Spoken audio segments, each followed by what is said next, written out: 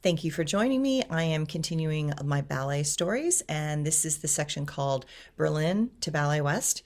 This one is called The Audition with Ballet West, Part 3. Deflated and exasperated from my sojourn to San Francisco, I tried to have a bit of hope that the next audition was going to be more in alignment with what I was seeking. Ballet West was in Aspen, Colorado for their summer engagements, and I was to go there to take company class, like a real audition. The wedding had gone well, with a few bumps. It is important to have a sense of humor at such events, because memories are created by the mistakes and those things that seem to go very wrong at the time. Overall, many things went perfectly. The big one was the fitting of the dress.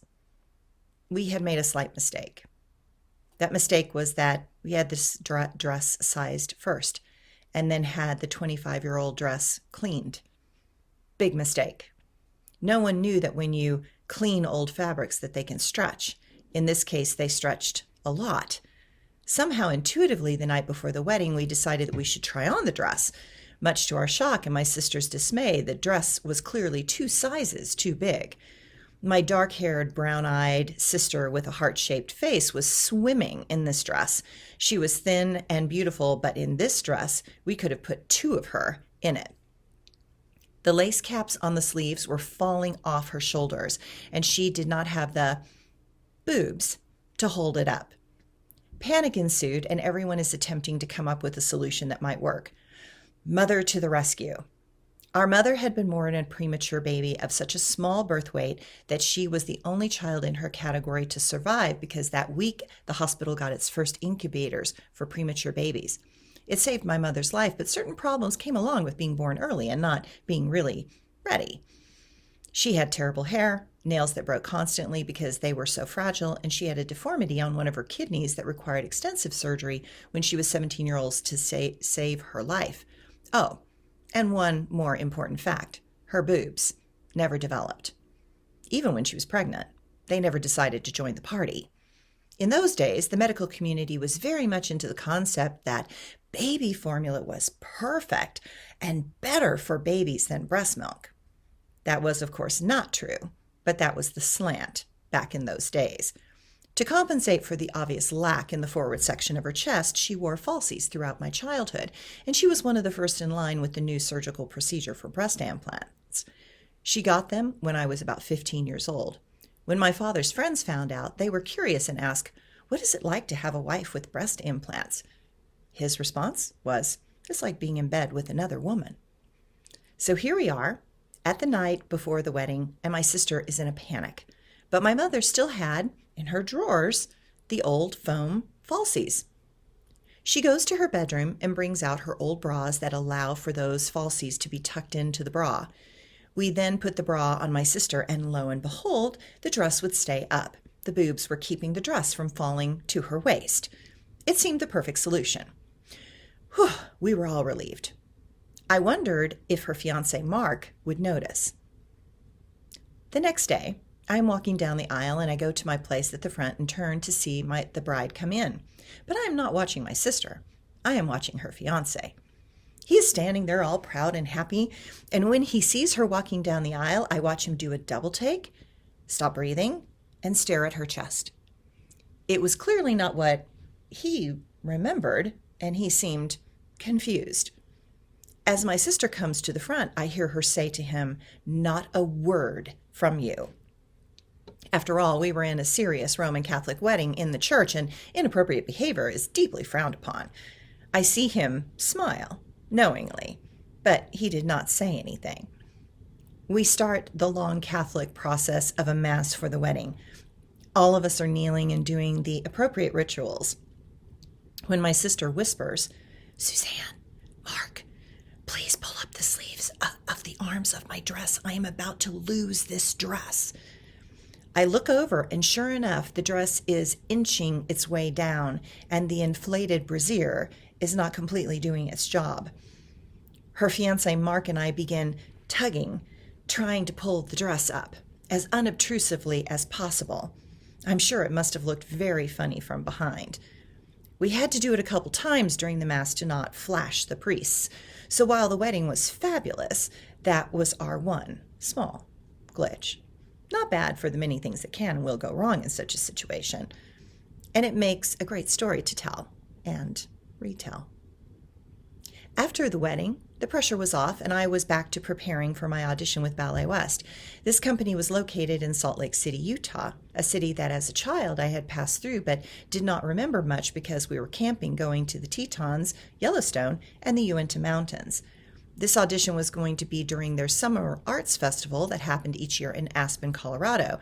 I was thrilled to go to one of my favorite places in Colorado for this audition. Who had not registered at that time, what had not registered at the time, was that the director of Ballet West, Bruce Marks, and his wife at the time, Toni Lander, the ballet mistress, were the same dancers that had inspired me to be a dancer very long ago. I had seen both of them dance the Moors Pavane those many years ago in Dallas when I was 5 years old.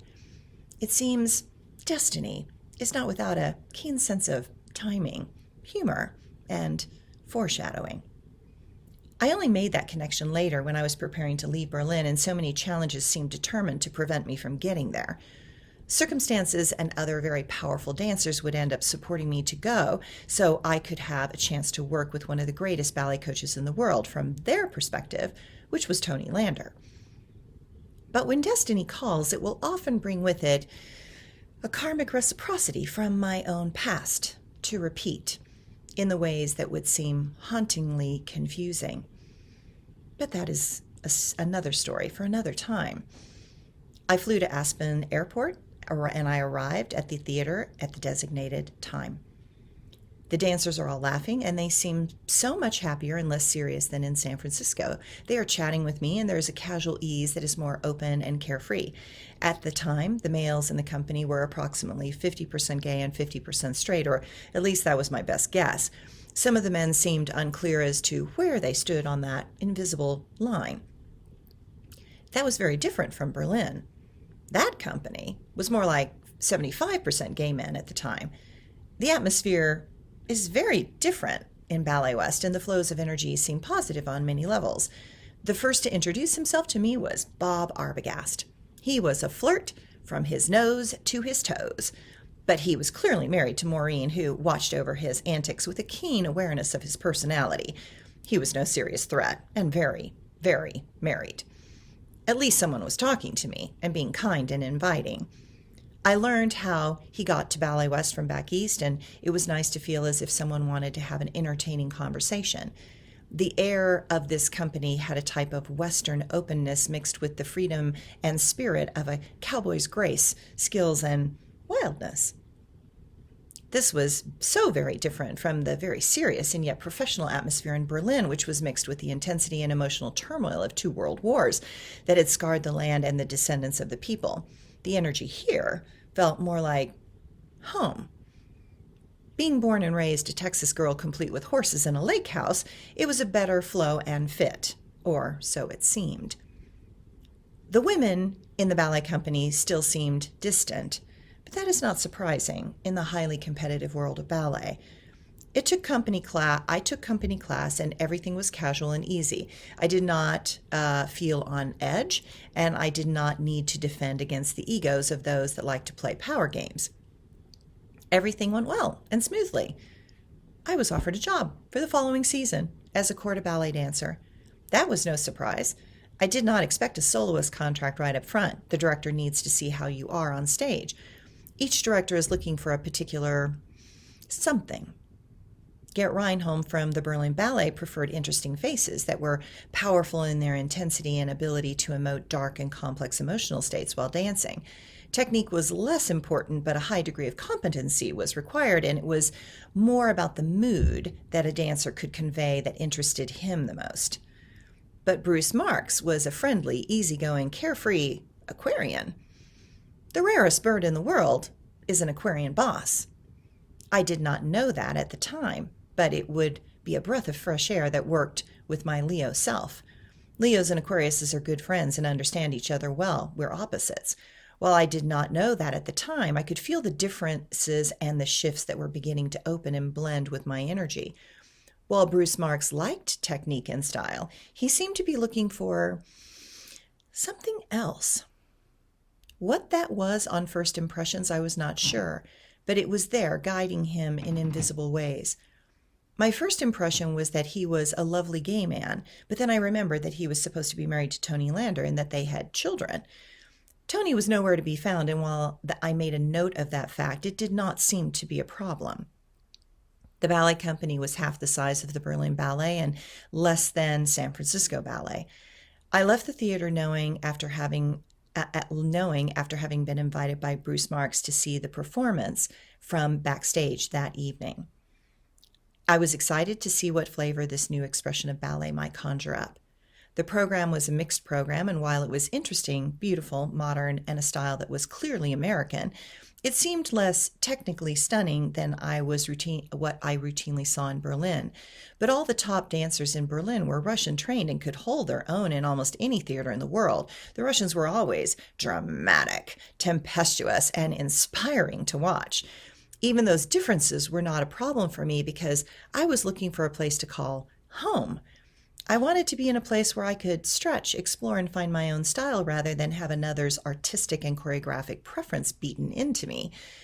I was getting excited not by the company as much as I was excited about where this type of freedom could lead me.